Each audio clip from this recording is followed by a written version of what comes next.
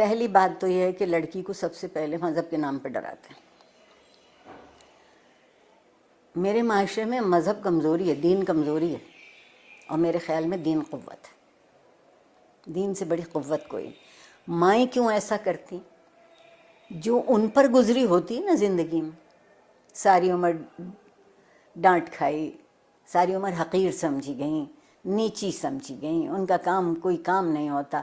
دیکھیے بہت توڑا ہے میں نے اور آپ نے ان زنجیروں کو، بہت توڑا ہے. ایسا نہیں ہے کہ ٹوٹ نہیں سکتے، یہ نہیں ہے. اس میں ذرا سی تکلیف ہوتی ہے. اور شاید میں یہ بات کھلے عام کہتی ہوں کہ جو نقصان نہیں اٹھا سکتا اسے کبھی فائدہ نہیں ہوتا. ہم نے بڑے برسوں سے، پچھلے بہت سالوں سے یہ ثابت کرنے کی کوشش کی ہے کہ ایک کاغذ کا ٹکڑا جسے آپ ڈگری کہتے ہیں وہ زیادہ اہم ہوتا ہے.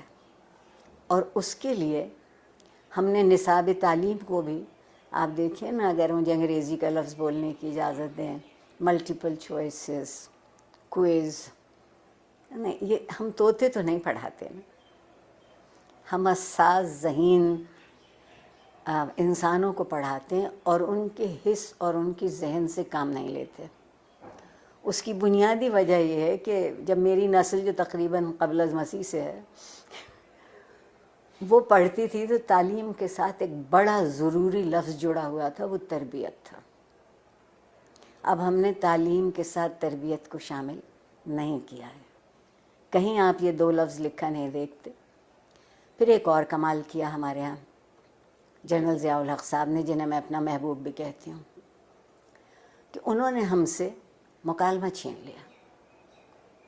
سوال کرنے کی اجازت نہیں رہی. تو جو معاشرہ سوال کرنا بھول جاتا ہے وہ جواب کیسے ڈھونڈے گا؟ اور ڈگری ہمارے ہاتھ میں دی گئی کہ ہم ایک اچھا روزگار تلاش کرتے. میں کہتے کہتے مر جاؤں گی کہ زندگی کو روزگار چاہیے ہوتا ہے، روزگار کو زندگی نہیں چاہیے ہوتی. ہم کندھوں کا بوجھ بڑھا رہے ہیں، ہم ذہن کو وسیع نہیں کر رہے، کشادہ نہیں کر رہے. استاد کو اجازت نہیں ہے کہ جو کتاب اس کے ہاتھ میں ہے اس کے علاوہ وہ کچھ کہہ سکے کہ کہیں اور سے پڑھا ہو. ٹھیک. پھر جو آپ کے یہاں مذہب کی دخل در اندازی ہوئی، زندگی کے سارے خواب 70 حوروں سے منسوب ہو گئے. 70 حوروں سے منسوب ہو گئے. آپ کہتی ہیں کہ جستجو کی ضرورت ہے، آپ کے وزیر اعظم کہتے ہیں کہ سکون تو قبر میں ملے گا. تو جو اس سکون کی تلاش میں، وہ جستجو کیوں کرے گا؟ بیٹھے بیٹھے انتظار کرے گا. ہمارے یہاں پیمانے بدلتے ہیں، ہمارے یہاں معیار بدلتے ہیں. اور جس معاشرے میں انصاف نہیں ہوتا وقت کی مصلحت ہوتی ہے.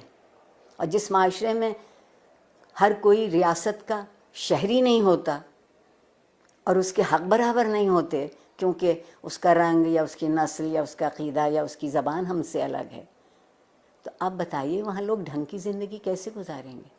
اور سوشل میڈیا اگر آپ مجھ سے پوچھیں تو بندر کے ہاتھ ادرک آئی ہے.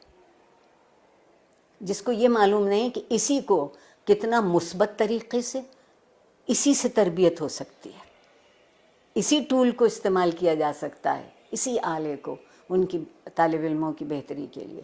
مگر اس کی بجائے آپ وہاں دیکھیے تو کیا ہو رہا ہے. جب میں پل بڑھ رہی تھی اس زمانے میں ڈائری لکھنے کا رواج تھا، اور ڈائری اس قدر خفیہ چیز ہوتی تھی کہ جتنے اب نیب بینک اکاؤنٹ بھی نہیں تلاش کر سکتی. اب آپ کوئی بات لکھتے ہیں اور اس پہ 2-4 منٹ کوئی دوسرا کوئی تبصرہ نہیں کرتا تو آپ اداس ہو جاتے ہیں کہ میرے سٹیٹس پر ابھی تک کسی نے رائے نہیں دی. آگے بڑھنے کا اگر طریقہ ہوگا تو وہ یہ ہوگا کہ کچھ دنوں ہم سب گردن جھکا کے آئینہ دیکھنے لگے. گردن جھکا کے آئینہ دیکھیں گے تو ہماری سمجھ میں اپنا آپ آئے گا. میں اگر اپنے آپ کو پہچان لوں، مجھے معلوم ہو جائے کہ یہ میرے مثبت صورتحال ہے، یہ منفی ہے، آئیے مثبت کو بڑھا لیتے ہیں، منفی کو چھوڑ دیتے ہیں.